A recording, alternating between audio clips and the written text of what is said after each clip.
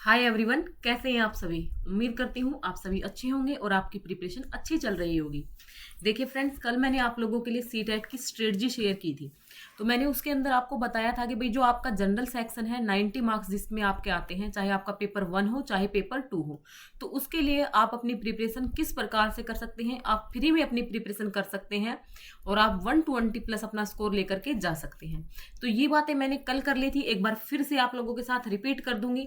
लेकिन जो आज की इस वीडियो में हमारा जो मुद्दा रहने वाला है वो आपको टाइटल देखकर, थंबनेल देखकर पता लग गया होगा कि जो हमारा सीटेट 2024 है, जो आपका 7 जुलाई को होने जा रहा है, उसकी इतनी ज्यादा इंपॉर्टेंस क्यों है। क्यों मैं आपको बोल रही हूँ कि आपको उसे फर्स्ट टाइम में ही क्रैक कर लेना है, अभी उसको पास कर लेना है। और एक बात मैंने आप लोगों को कल भी क्लियर कर दी थी कि भाई कोई बिल्कुल इसको अंडर एस्टिमेट ना करे और ओवर एस्टिमेट भी ना करे। इसको जिस लेवल का एग्जाम है उसी हिसाब से लेकर के चलो, उसी हिसाब से इसकी प्रिपरेशन करो। क्योंकि आप सभी लोगों को पता है कि भाई 10 से 12% से ज्यादा रिजल्ट तो सीटेट का भी नहीं रहता है।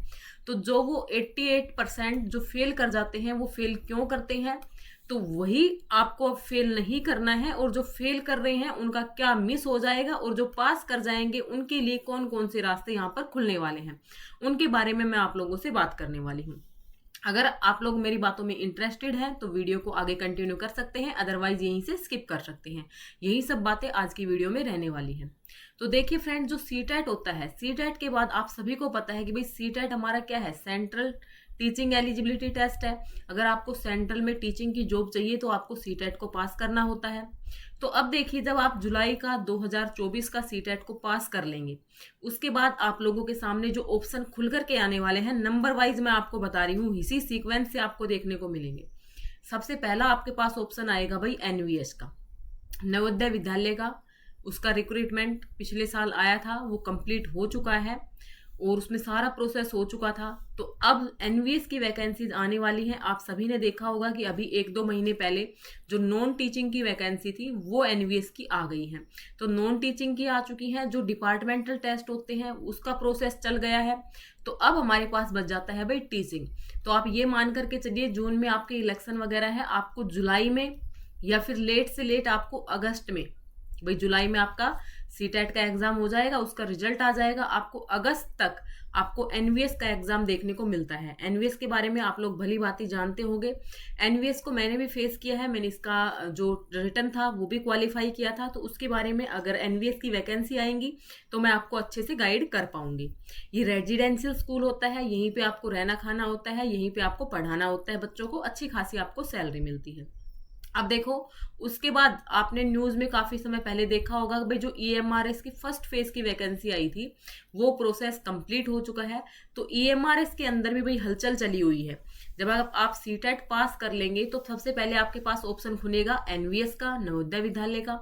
उसके बाद आपके पास ईएमआरएस का। ईएमआरएस क्या है भाई, ये भी रेजिडेंशियल स्कूल है, लेकिन ये कहाँ होते हैं, ट्राइबल एरिया में ज्यादा होते हैं।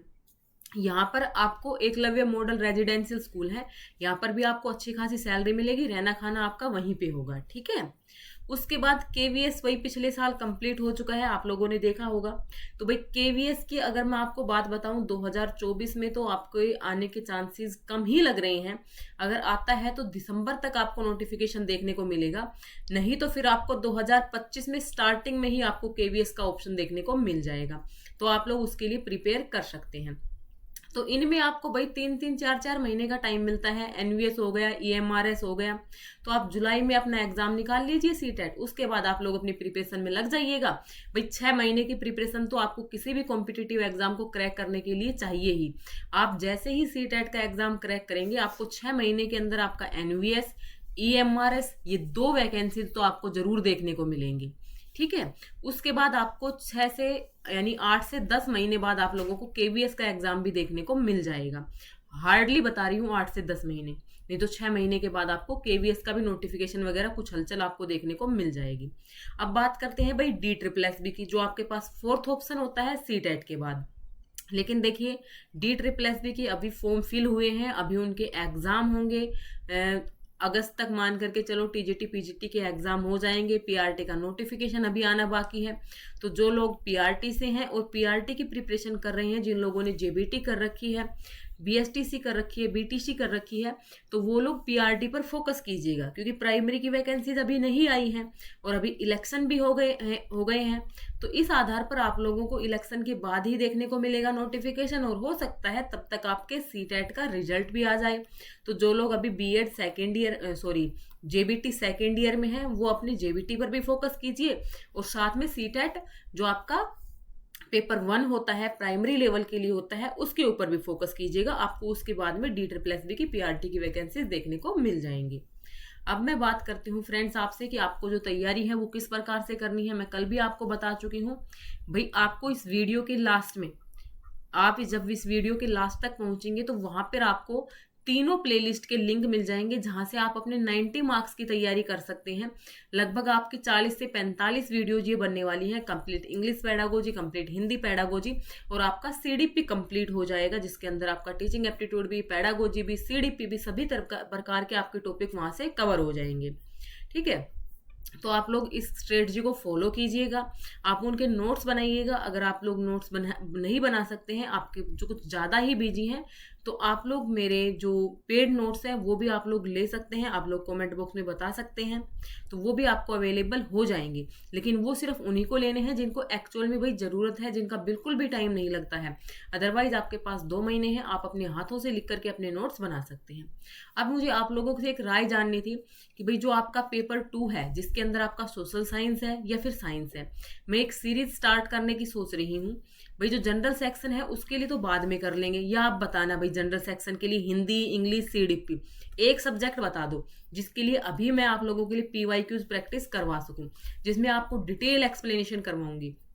साथ में पेपर 2 में आप सोशल साइंस से चाहते हो या साइंस से चाहते हो, जिस भी सब्जेक्ट से आप चाहते हो उस सब्जेक्ट को भी जरूर मेंशन कीजिएगा। मैं आप लोगों के लिए प्लान कर रही हूँ कि पीवाईक्यू सेशन आप लोगों के लिए लेकर के आऊँ। तो भाई मैं अकेली करवाने वाली हूँ, तो आप लोग मुझे बताइएगा किस सब्जेक्ट के हम पहले स्टार्ट करें। अगर आप लोग बोलते हो भाई एसएस के स्टार्ट कर दे, तो एसएस के स्टार्ट कर देते हैं। 15-20 दिन उनकी प्रैक्टिस कर लेंगे, फिर आपके सीडीपी की कर लेंगे, हिंदी की कर लेंगे, इसी प्रकार से इंग्लिश की कर लेंगे, सबकी प्रैक्टिस कर लेंगे। या फिर आप लोग साइंस की चाहते हो, तो ये मैं आप लोगों की राय जानना चाहती हूँ। आप लोग कमेंट बॉक्स में बता सकते हैं। मैं पीवाईक्यूज आप लोगों के लिए लेकर के आऊंगी, जिसके अंदर हम उसके आंसर को तो डिस्कस करेंगे ही, साथ में जो भी ऑप्शन होंगे उनको भी हम लोग अच्छे से डिस्कस करेंगे। तो आप लोगों की राय मेरे लिए काफी मायने रखती है, तो आप लोग कमेंट बॉक्स में जरूर बताइएगा। तो भाई यही आप सभी लोगों को मोटिवेट करने का मेरा पर्पस था कि आपका जो सीटेट 2024 है, आप उसको बिल्कुल भी हल्के में मत लीजिएगा, आप उसको क्रैक कर जाइएगा और अपने आगे आने वाले ऑप्शंस आप लोगों के लिए खुल जाएंगे। अदरवाइज आप यहीं पर स्टक होकर रह जाओगे, ना तो आप में खुद में सेल्फ कॉन्फिडेंस आ पाएगा और ना ही आप आगे फॉर्म फिल कर पाओगे, क्योंकि फॉर्म फिल करने के लिए पहली आपकी जो प्रायोरिटी है वो सीटेट इसके अंदर मैंडेटरी होता है। जो भी मैंने आपको ऑप्शन बताए हैं, केवीएस, एनवीएस, डीएसएसबी और आपका जो ईएमआरएस है, इन सभी के अंदर आपका जो सीटेट है वो मैंडेटरी होता है। साथ में आप किसी प्राइवेट जगह पे भी जॉब करते हो तो वहां पे भी सीटेट अब काफी जगह पे मैंडेटरी कर दिया गया है, तो वहां पर भी आपको बेनिफिट देखने को मिलेगा। तो चलिए फ्रेंड्स, इस वीडियो में यही जानकारी थी, आपको सिर्फ मोटिवेट करने का मेरा उद्देश्य था। उम्मीद करती हूँ आपको मेरी बातें पसंद आई होंगी और आप कुछ थोड़ा बहुत आपके अंदर जागरूकता भी आई होगी कि भाई हाँ, हमें इस टेस्ट को क्लियर करना है और आगे आने वाले अपने ऑप्शंस को खोल लेना है। तो चलिए, इस वीडियो में इतना ही था। कल मिलती हूँ आपसे दूसरे टॉपिक के साथ। जब तक आप लोग अपना ख्याल रखिएगा और पढ़ते रहिएगा। अगर अभी तक पढ़ाई स्टार्ट नहीं की है तो आज आप लोग कर दीजिएगा। Thanks for watching this video.